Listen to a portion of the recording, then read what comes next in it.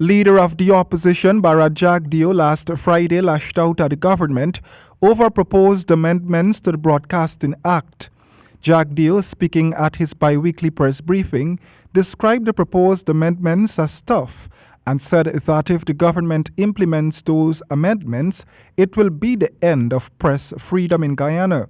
So what we have now is a situation where a broadcasting authority that is appointed by the lucky prime minister will now make a determination as to people who may have been broadcasting for 15 years, 20 years now, whether they will get a license to continue to do so or not.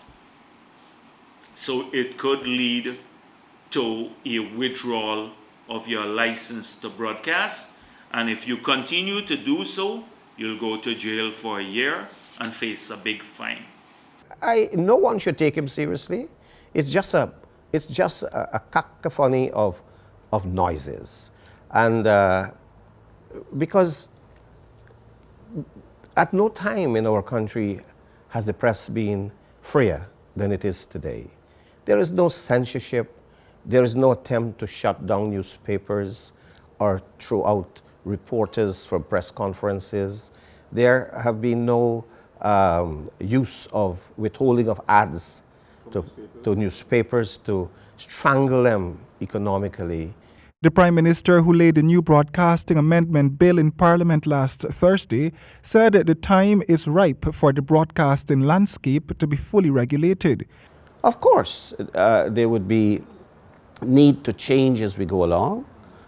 Nothing is cast in stone, and I'm prepared still to receive and to look at any reasonable recommendations as to how broadcasting should be better looked after in Guyana. Mr. Jagdeo described the amendments as a direct threat to current broadcasters. But could it be a case where Mr. Jagdeo is afraid of something?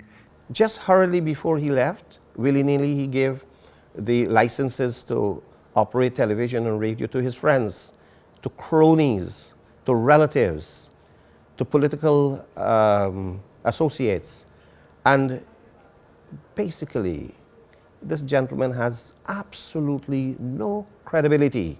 And I have no doubts that given how partisan this government is, that they would use political criteria to make that determination.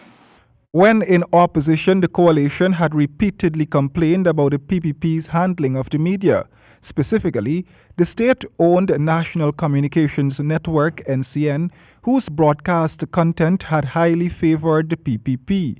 Now Mr. Jagdeo is slamming the Department of Public Information and the NCN for carrying what he calls government propaganda. Jagdeo also swiped at other parts of the proposed amendments that speak directly to the airing of government programs on television and radio stations. Royd and James, HGP Nightly News.